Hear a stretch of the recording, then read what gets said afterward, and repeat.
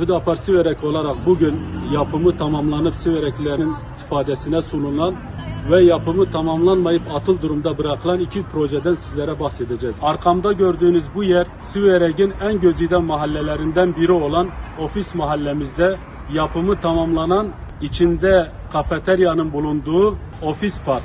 Bu parkı Sivereklilerin istifadesine sunan yetkililere teşekkür ediyor, tebrik ediyoruz.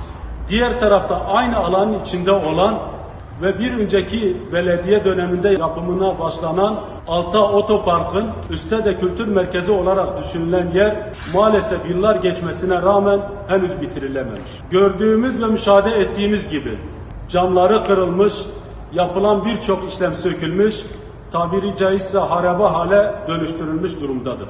Buradan yetkililere seslenmek istiyoruz. Elinizi vicdanınıza koyun. Eğer bu yapı bugünün maliyetiyle milyonlarca liraya mal olan bu yapı sizin özel mülkiyetiniz olsaydı bu hale gelmesine müsaade eder miydiniz? Sizlere kamuoyunun vicdanına havale ediyorum. Hüdapar olarak önerimiz şudur. Memleketimizin ciddi manada otopark ihtiyacı vardır. Alttaki otopark da birkaç işlemle hazır hale gelecek durumdadır.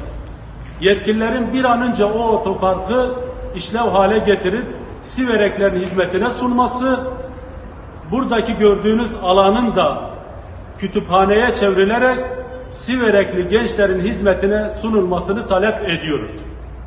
Unutmayın, nesli ve imarı inşa etmek yöneticilerin işidir.